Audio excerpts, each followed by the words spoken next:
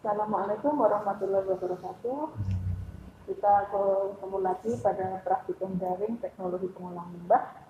Pada kali ini kita akan mempelajari tentang cara koagulasi, yaitu metode pengolahan limbah secara kimia dengan menggunakan metode koagulasi.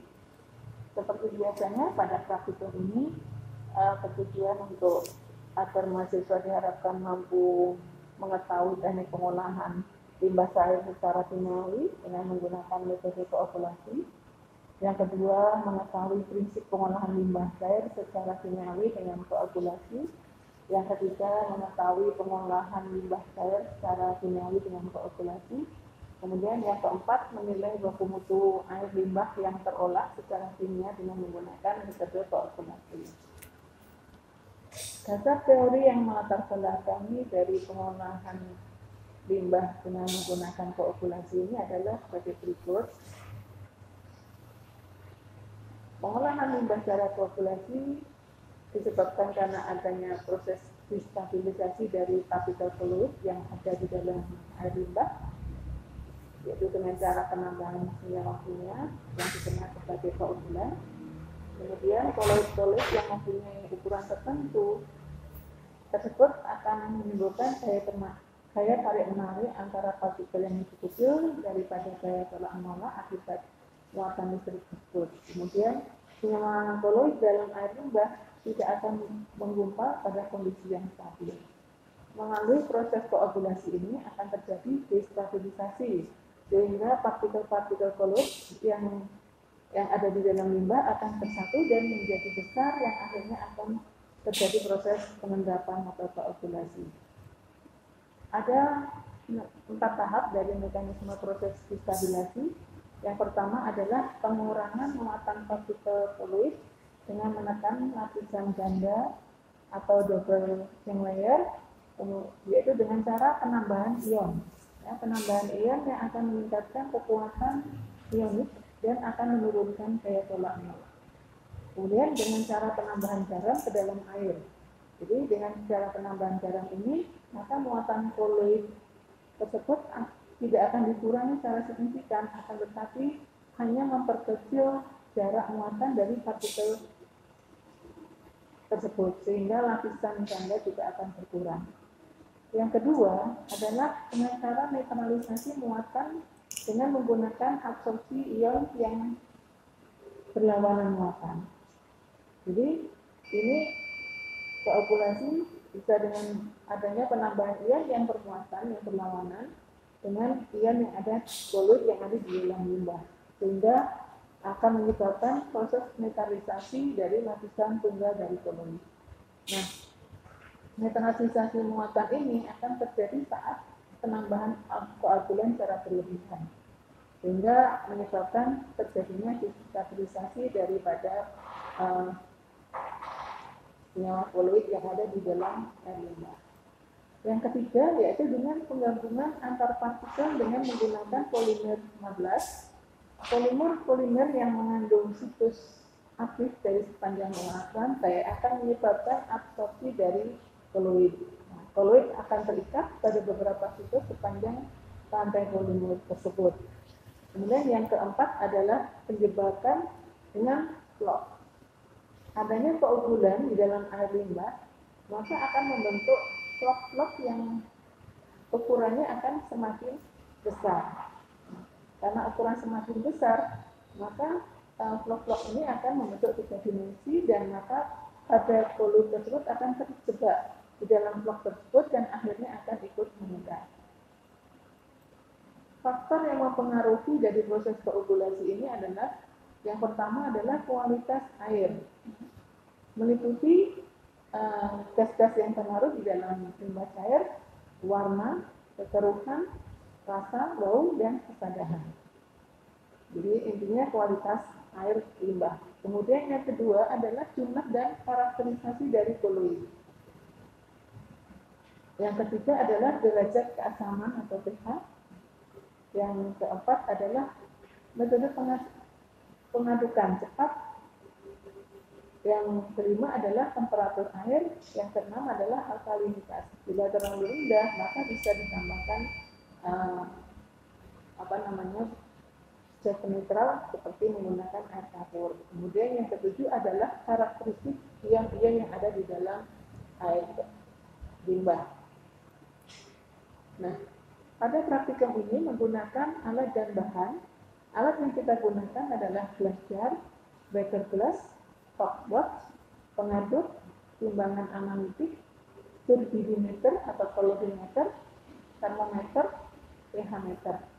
Bahan yang kita gunakan dalam praktikum pengolahan limbah metode koagulasi yaitu air limbah pengolahan tahu, kemudian tawas atau aluminium hidroksida, kemudian ferriklorida, ferrous sulfat, dan kapur atau BaOH.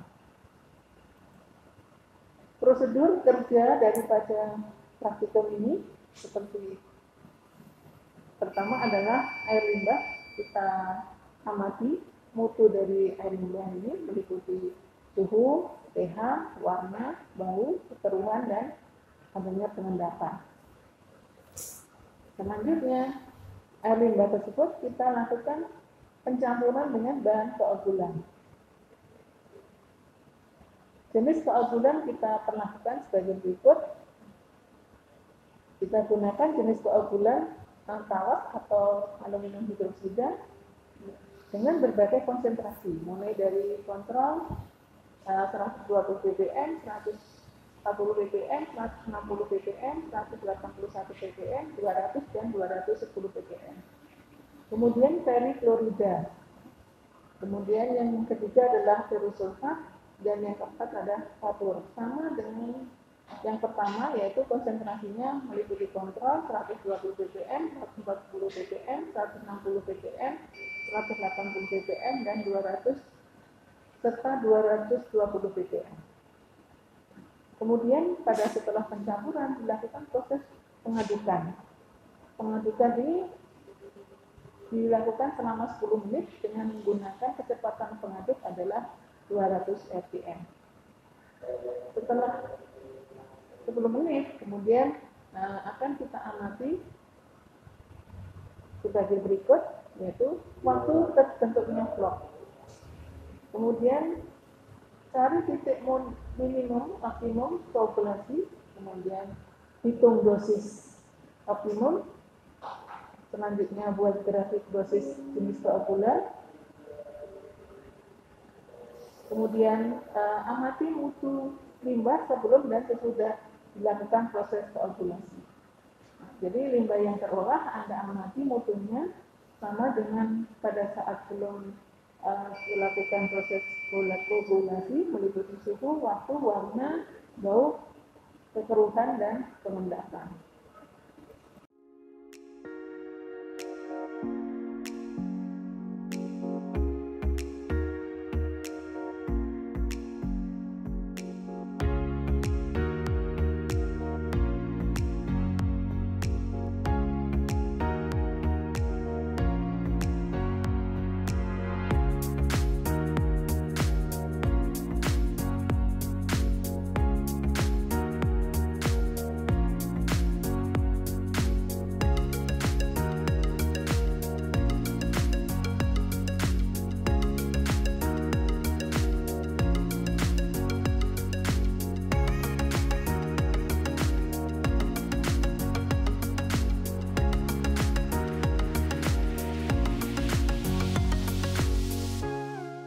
Adapun cara penetapan dosis koagulan sebagai berikut.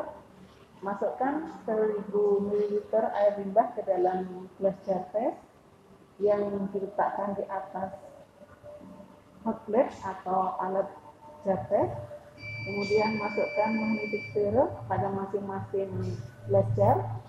Selanjutnya tambahkan larutan koagulan, dalam hal ini tawas, kemudian ferrous sulfat, kemudian ferrous sulfat, ferriklorida, dan BaOH sebagai koagulan secara bertingkat dengan Anda tetesi 0,6 ml, 0,7 ml, 0,8 ml, 0,9 ml, 1 ml, 1,2 ml, dan 1,5 ml. sehingga pada konsentrasinya akan diperoleh pada 120 ppm, 140 ppm, 160 ppm, 180 ppm, 200 ppm, dan 220 ppm. Selanjutnya setelah dilakukan memasukkan bahan keunggulan, dilakukan proses pengadukan dengan kecepatan 200 fpm selama 10 menit. Setelah 10 menit, Anda amati keunggulan yang terjadi pada tabung atau gelas jar tersebut. Setelah pengadukan selesai, didiamkan selama 30 menit. Air sampel selanjutnya dilakukan analisa total suspensi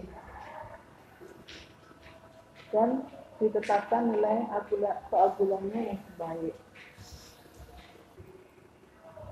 Ini adalah lembar pengamatan sebelum dan sesudah, kemudian waktu pembentukan flokulan,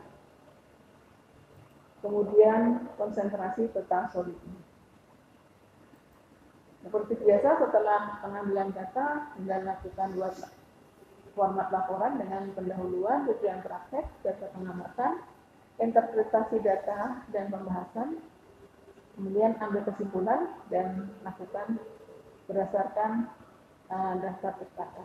Waktu pengumpulan maksimal 1 minggu setelah pengamatan. Demikianlah pengarahan praktikum metode pengolahan limbah secara kimiawi dengan metode koagulasi. Wabillahi taufiq wal hidayah. Wassalamualaikum warahmatullahi wabarakatuh.